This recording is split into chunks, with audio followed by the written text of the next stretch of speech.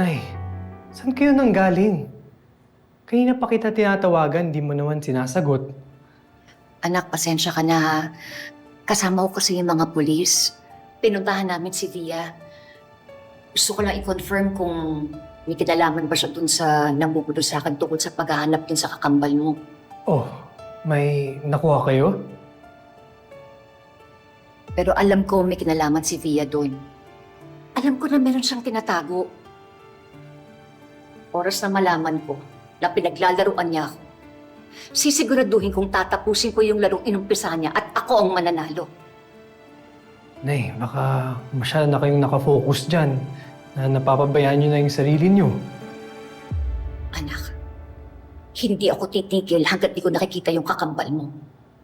Ibabalik ko siya sa atin, tandaan mo yan.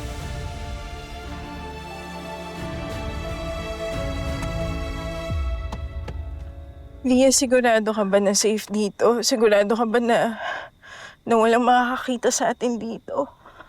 Ano ka ba naman, Melania? Sino ba naman matinong tao ang pupunta dito sa kalagitnaan ng gabi? Tsaka pwede ba? Kaysa tanong ka ng tanong dyan, tulungan mo na lang ako. Hindi tayo pwedeng mag-aksaya ng oras at ng panahon. Oh, mag-gloves ka. Halika na.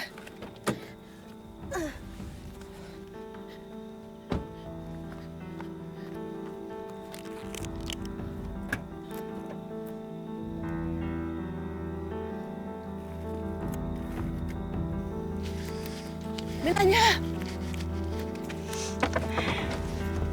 Halika na.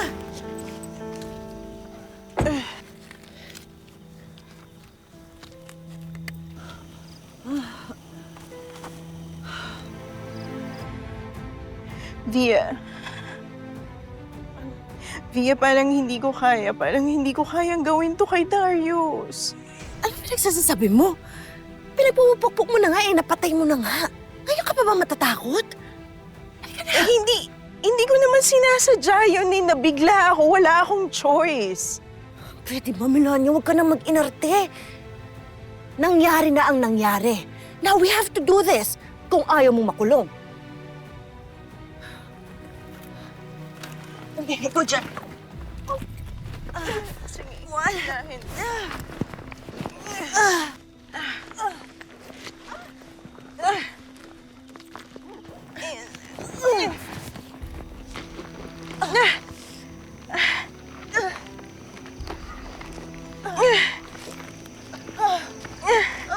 Tawarin mo, Darius. Okay. 1, 2, 3!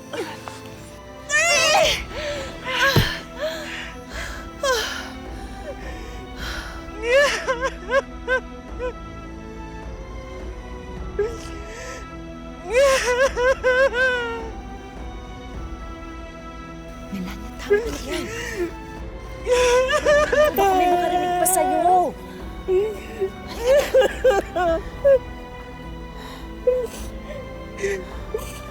Via, paano kung makita nila yung bangkay tapos maturo tayo lalong-lalo na ako ayoko makulong, Via. Hindi mangyayari yun, Melania. Trust me. Let's go.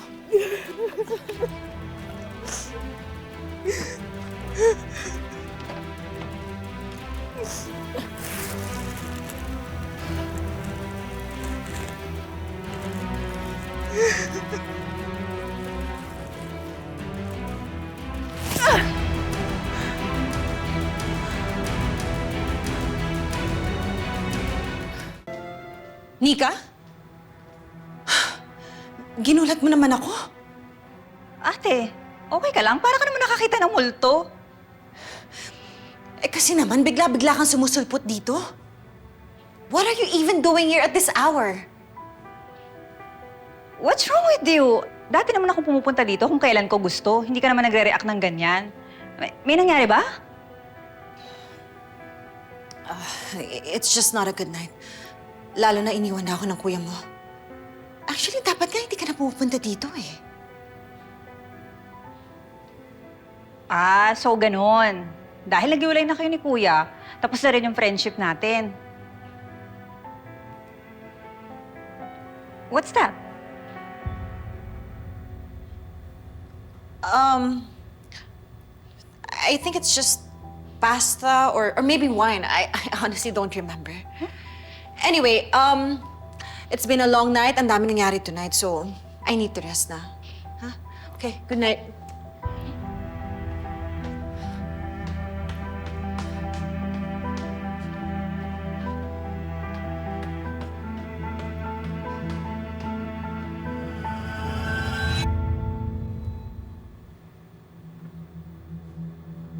Salamat.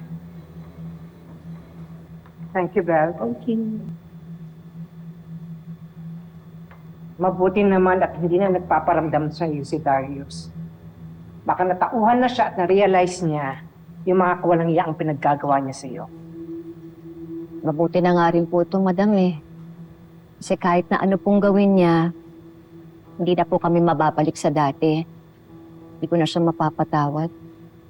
Tama yan, Nay. Tatanggapin ni Mang Darius ang sitwasyon yung dalawa, mas madali kayo makakapag-move on. Siguro, hindi po para sa inyo si Tito Darius. Basta Rosel, ha? Kapag ginulo ka pa ni Darius, gawin mo yung nararapat para sa kanya. Dapat lang nilang pagbayaran yung ginawa nilang panloloko sa iyo ni Melania. Kasuhan mo. Naku, madam, hindi ko naman pong magagawa yun. Eh, syempre, kapatid niyo pa rin siya. Tsaka, may pinagsamahan naman po kaming dalawa.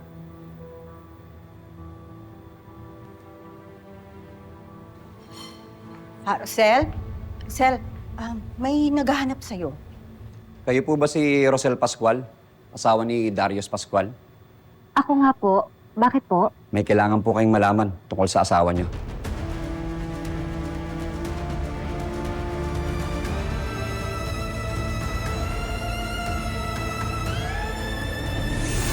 Sigurado ka ba sa gagawin mo? Sa nangyayari ngayon, baka lalo lang gumulo ang sitwasyon. Kung patatagalin ko pa tong pagtatago ng totoo kay Rosel, lalo ko lang dinadagdagan yung kasalanan ko sa kanya.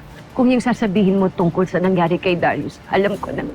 Bakit? Ano nangyari kay Darius? Ay nakakita po na sa bangkay ng isang lalaki. Asan yung bangkay? Pinakita po. Pakikimpirma nga po kung siya yung asawa niyo, Mrs. Pascual. Sige, buksan mo.